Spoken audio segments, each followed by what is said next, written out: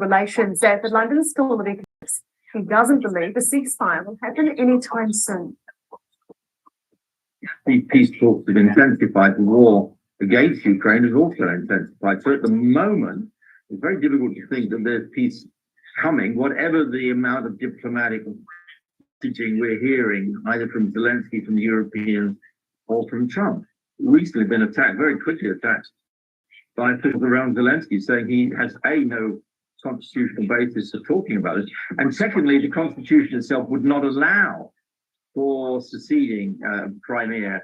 And if you secede Crimea, why don't you then secede the other 4 provinces? So I don't think the Ukrainians themselves are in the mood to such negotiation on a peace terms, which they think simply cedes territory to an aggressor. The other big division here, just to make the point, is between the Europeans and the Americans. Trump pulled his major negotiators out of a London meeting recently. So there's a European-US divide on this as much as there is a Ukrainian-Russian divide. So the possibility of an agreement coming anytime soon is very limited. This could be a major risk within an already fraying transatlantic relationship. That relationship is already being challenged because of the whole tariff debate. Certain points are made by members of the Trump administration about the Europeans. It was said by Vance at the Munich security.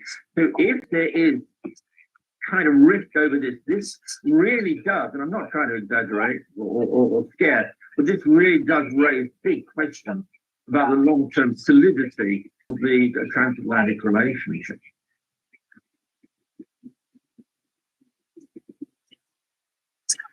Israeli warplanes have bombed Al-Mawasi in southern Gaza, killing 5 members of the same family, 3 of them children aged between 4 and 8 years old.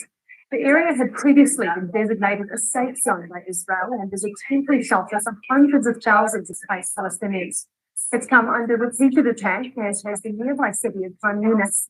The Israeli military's chief of staff was in Khan Yunis on Thursday, threatened to expand the offensive to an intense level if all hostages in Gaza aren't released. In the past few hours, Israeli aircraft have also bombed parts of the Gaza city north, including a medical clinic. Around 60 Palestinians are confirmed to have been killed on Thursday, 20 of them in an attack targeted a home in the Jabalia refugee camp in the north. They'd been sheltering inside the building when it was hit. A medical source says another 10 people were killed and several injured in a second strike on the marketplace in the same area. Other live in Jabalia in the Halawa area, and we in the civil defense faced difficulty in recovering the bodies. It took us nearly 2 hours digging with Israeli forces attacked and destroyed 40 bulldozers and excavators, especially in northern Gaza and in Gaza City, making it almost impossible for rescue teams try and eastern Gaza City. Of course, several bodies were recovered also from the attacks that took place, especially in Gaza City and Jabalia yesterday. No aircraft taking place. So the Europeans is the Egyptians to make airdrop during the war, but they're not doing existing or parts. So they stop doing it. Same time, especially in Gaza City and Egyptian side and with other agencies. So the more trust also waiting on the Egyptian side of the as well as and the Israeli crossing of Kerem Shalom, and these trucks are not coming in. So it's March 2nd. Nothing. UN's World Food Programme says it's been stocked in Gaza have been depleted as the food crisis unfolds and many Palestinian children are struggling to survive through malnutrition and lack of treatment. Israel has completely closed the borders to all humanitarian aid since March the 2nd, and its continuing attacks have created a humanitarian disaster. The United Nations reports that the blockade is the nature of the conflict. The communications advisor from the Women's Refugees Council explains groups are trying to help people in Gaza. We're continuing on this with all of our efforts to help where we can and however we can. We still are continuing number of things that are also due to the basement and COVID services, are limited to specify. We'll continue to provide as advisor. We feel the most distribution our hands our stocks of flippers out. We've exceeded our stocks of critical items like trucks enter to be able to continue solutions. It's just a matter of preventing us from being able to complete our work and start addressing the question is, we know that people are starving. We hear the stories of malnourished children, like the ones who did in the report. And the reality is that it's very difficult, especially as people are we know that starvation is spreading. We know that malnutrition is spreading. We know that people will be getting smarter because their bodies, which normally use to fight off ordinary diseases, are weakened due to the fact that people have gone without nutritious food for so long. The legal is right.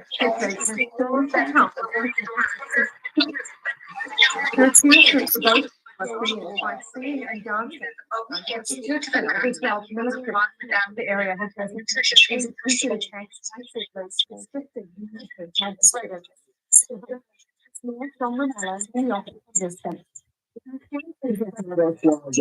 one of the villages who have been stolen from illegal settlers.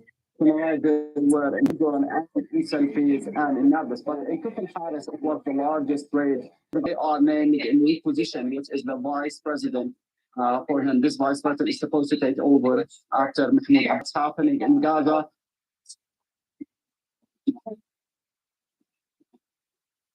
Indian and Pakistani forces have staged gunfire against the control and community.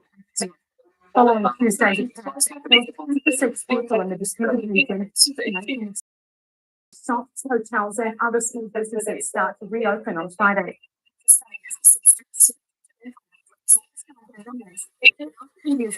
Measures against the neighbours, including the suspicion of water sharing Islamabad has introduced similar actions.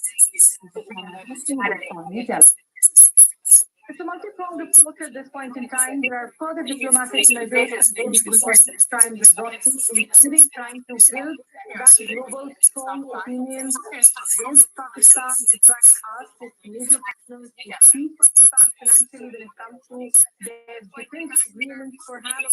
There is a speculation of like the ones that we've seen in the past, surgical strikes, including the terror strike or the Balakot attack following the Pulwama terror strike. It depends on the availability of water, and importantly, 90% of that water comes from rivers in India. So imagine if India stopped or divert water that Pakistan possesses, it can create huge economic and social unrest. More than 128,000 people with respect to Pakistan's mining state inside St. Peter's Basilica. The last state helps us to pay their respects to the late prophet, his funeral, and my state. Well, in 37 delegations, there are 50 heads of state and by strikes. Yesterday, open air service. The funeral will mark the start of 9 days of mourning and memorial prayers. Elena Trapattoni is in Rome with Vatican journalists from Concert Lover to report on the preparations for the post-funeral function.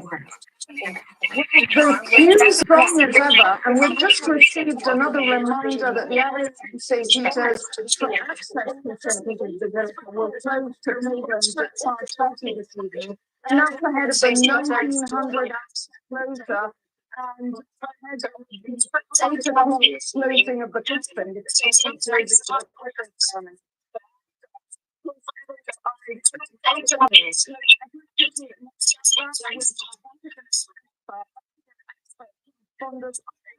It's been covering Italy and Vatican for a long time.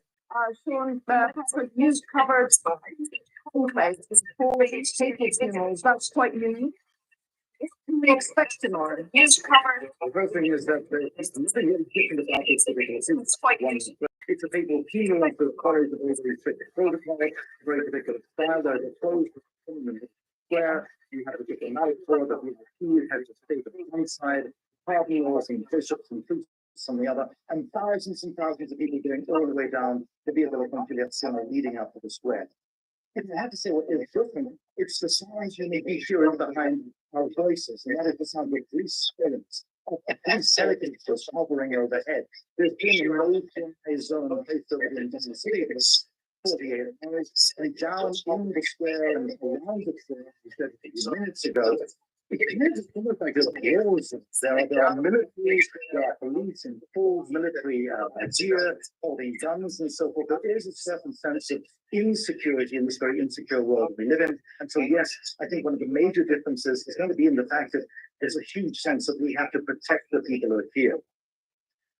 And it's a complicated task because, of course, we have some 50 heads of state and we also have some 120 countries represented here. And so they're all present tomorrow at St. Peter's Square. Another big concern, of course, is weather. That the funeral's being held outdoors. What happens if it rains? Is it possible to relocate it inside?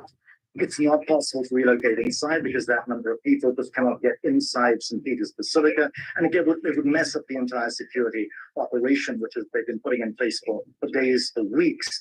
I can give you one or a couple very strong examples. Yes, the first papal funeral I covered was that of Pope Paul VI. It was back in 1978. It was August 1978, and Rome is famous for its August downpours. And if you look at pictures of that, you see St. Peter's Square is a sea of black dwellers.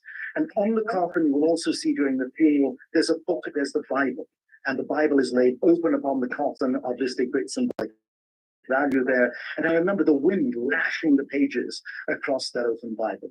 During the funeral of Pope John Paul II in 2005, something even more extraordinary happened. At the very end of the funeral, that Bible snapped shut. It's a huge, heavy book. So it was almost as though, I dare say, divine hand had come down and said, "This word has been said."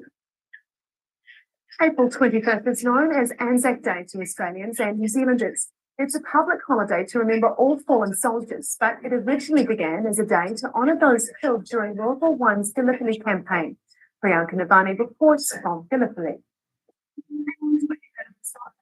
Australians, New Zealanders, and Turks arrived at dawn to the Gallipoli Peninsula, just as Allied troops did 110 years ago.